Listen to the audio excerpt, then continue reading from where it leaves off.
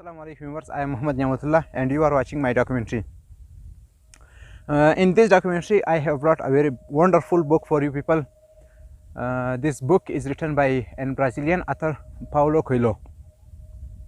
This book was written in 1987 in only 2 weeks, and then it was published in 1988, and in 1993 it was translated into English.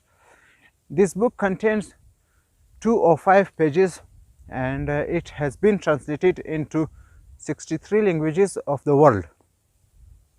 Its 140 million copies are yet printed. It's yet the best-selling book of the world, and the name of that book is Al-Chemist.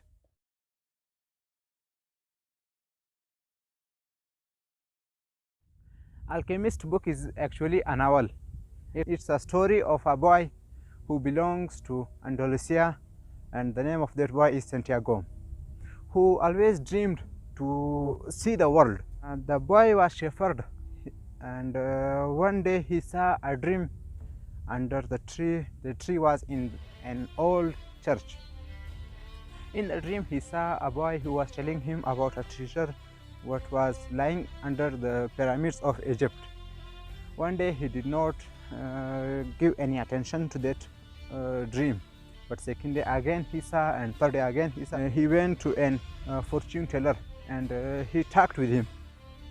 That fortune teller tell him that the nature and the God want to give you a gift, and I will tell you the exact place of that gift if you make oath from me so that you will give me the tenth of that treasure to me. He made oath, and the woman said, that fortune teller, that you should follow your dream. What place is told to you, that's the exact place for your treasure. He was not satisfied from his saying. That's why he went one day bazaar, and there he met an old man, and he told him that I have been seeing this dream for 3 days, and I am very confused by seeing this dream. So what should I do? He said that the nature want to give you a gift, and the gift is lying under your struggle. So he decided to go to Egypt.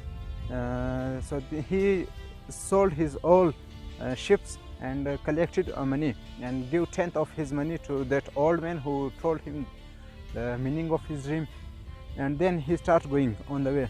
But on the way he was robbed by robbers. He was having nothing. He was totally disappointed, but he didn't give up, and he tried to struggle more and more. While he was leaving that ships, he saw those ships, and he wanted to say bye them, but they were not aware of anything. They were not having any matter by being going to another master's hand. So he thought with himself that they are the ships and we are human. They don't have any aim for their life. They don't have any reason to live. They are the best reason. The main reason is to eat, to drink, and to sleep. But we are human, and I also have a dream, and I will go, and that's the aim of my life. He was on the way, but he was robbed. So he started working with a crystal master who are having a shop of crystals. While working with him, he spent 11 months with him, and there he collected a lot of money. After 11 months he followed his dream again and go with a caravan who were going to Egypt. In that caravan there was a man who belongs to England, and he was wishing to meet Al-Chemist, who is the great chemist and who could change anything into gold. And that Englishman was trying to learn that thing. So he became the fellow traveler of Santiago, and they both were traveling together. While on the way, they reached to an oasis in the desert of Africa, and there Santiago met a girl named Fatima, and he fell in love with her. And there one day he recognized that the warring tribe want to attack on this tribe, so he told to the head of their tribe, and he gave attention to his saying, and he did precautionary steps. And when the warring tribe attacked on them, they were already ready for that attack, and they defeated them.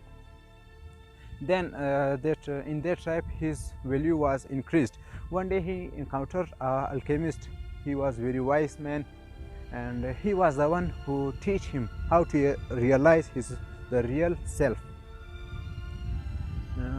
One day the Al-Chemist and Santiago both take a risk of journey toward warring tribe, and they went there. While going there, so the warring tribe caged them, and the head of that tribe forced Santiago to demonstrate his oneness with the soul of universe. Santiago was first very confused, then he was succeeded, and the value of Santiago and Al-Chemist was increased too much in the eyes of that tribe head and the tribe's people. One day the Al-Chemist was succeeded in making gold from any metal. Then the gold what he made, he divided into 3 pieces there, and one piece he gave to Santiago, second piece he kept with himself, and third piece and the owner and caretaker of that laboratory. So then Santiago went on his way to Egypt. On the way, once again robbers robbed them and take all what they have from them. Then Santiago told to the robber that I came for a dream, I am following my dream. He told him that what's your dream? He said that I have watched a dream, I have seen a dream that there is a treasure in pyramids. That's why I came for. The head of those robbers told him that I am also seeing the same dream, but I never followed because I am not fool like you. I saw a church and there is an old tree, and beneath the tree there is a treasure. So Santiago realized that the real treasure is in my home, in my village. That church is in my village. So he said nothing to the robber and came back to his home along with Fatima. So when he came to his home and he digged that place,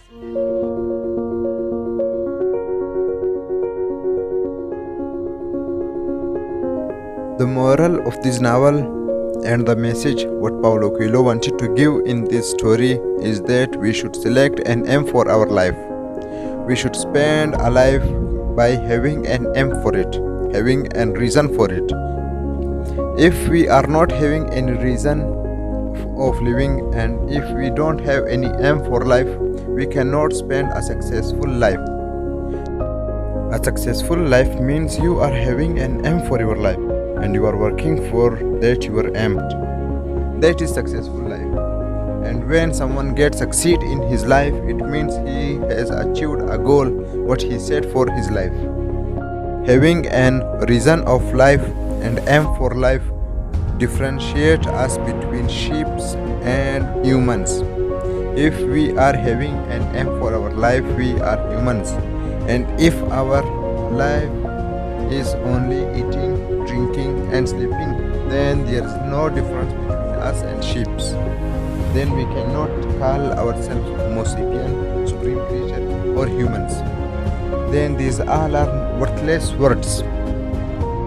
This life is an opportunity to live a successful life, an opportunity to give something to world, an opportunity to live forever.